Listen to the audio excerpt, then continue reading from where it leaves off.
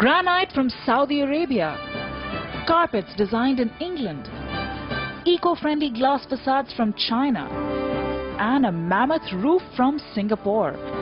This is not a futuristic Taj Mahal, it is the T3 airport at New Delhi. But good looks alone do not make an airport.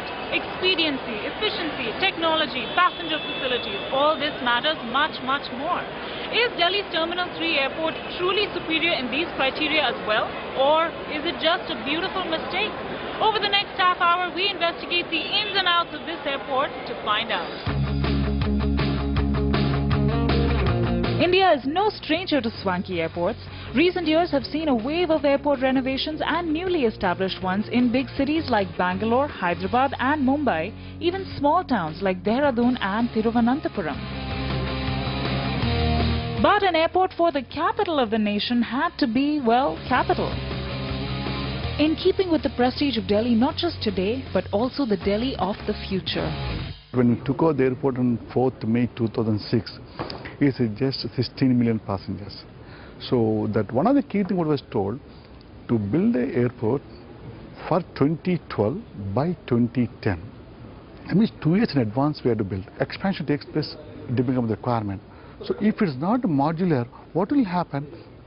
This will be very difficult to improve the project. So this has been designed, one of the key things is a modular expansion takes place. So what happens, you have the pier, if you want to add, you can add one more pier, you can add the processing area. So thereby what happens, you can always have flexibility and also to meet the demand. So another thing is, key thing what was they also decided is to standardize such a way, we have to make a world-class international level airport. There is no doubt that T3 is an improvement on the earlier structures. While the old airport was built for 12 million passengers and handled 16 million in a crowded chaos, T3 is equipped to handle 34 million passengers per year. T3 has substantially more entry points, check-in counters, immigration counters. It's the first airport in India to be linked to the city centre by metro rail. It has India's biggest parking facility, modern fire tenders, more and better designed baggage reclaim belts, better seating, more efficient trolley management, more shopping and more food. But then T3 also cost a lot more to build. It is a grand canvas indeed. In fact, T3 is the 8th largest airport in the world. It's spread across 5.2 million square feet. And its piers alone measure 1.2 kilometers from one end to the other. The 9 levels of the building feature 78 passenger boarding bridges, which are used for the majority of passenger embarkations and disembarkations.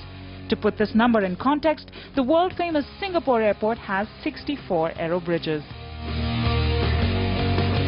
Post T3, IGI Airport is now the only airport in the country to have 3 operating runways. The new runway is equipped with Category 3B instrument landing system at both ends, which basically means compatible aircraft can take off and land in runway visibility as low as 15 meters. And the 15-kilometer long taxiway significantly enhances IGI's capacity to handle aircraft movement. Now the challenges of constructing this mammoth and complex structure, as you may guess, were many, of scale, materials and of the city. For instance, in the capital, trucks are permitted to ply only from 11 p.m. to 6 in the morning. The construction team had to operate on a whole new logistical timeline, with 1,000 trucks bringing in material every night and stocks hoarded on site a month in advance of requirement. India's largest hot mix plant was set up on site, producing 600 metric tons per hour of hot mix. The myriad of vendors were asked to move their fabrication units to the project site to cut down on logistical delays. Over 30,000 laborers toiled amidst 4,000 cubic tons of concrete and 8,000 cubic tons of rebar at peak times. A roof of 20 acres and a false ceiling of 40 acres was raised and placed. The swampy new runway site was dug up, strengthened and laid. And all this alongside the functioning airport and runway, with firm instructions that there should be no disruptions there.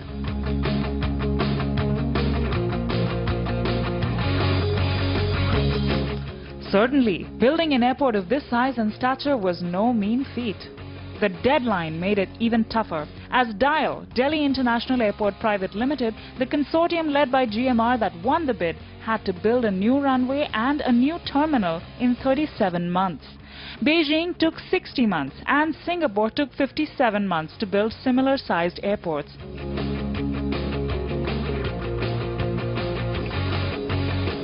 I understand that no such big public building ever built in India after independence. You can imagine that. Is nowhere in the world had this type of building has been built in such a short span. We know the deadline, we have the criteria. So one of the key focus for us is how to make this happen. The key challenge for us is you need the people, you need to timeline is issue, contract is issue, but how to manage. The tight schedule here was to launch T3 in time for the Commonwealth Games of 2010. But was it in fact a fitting red carpet for the international community, or similar to some other parts of the Games that were a highly publicized fiasco? Let's find out by replicating the experience they had on their arrival in Delhi. Bangalore Airport claims to be a 7-minute airport. 7 minutes from airport entry to aircraft and 7 minutes on the way back out to exit. While Delhi Airport makes no such particular time claims, it does, however, assert to be an extremely efficient and well-organized airport. So let's find out if that's true.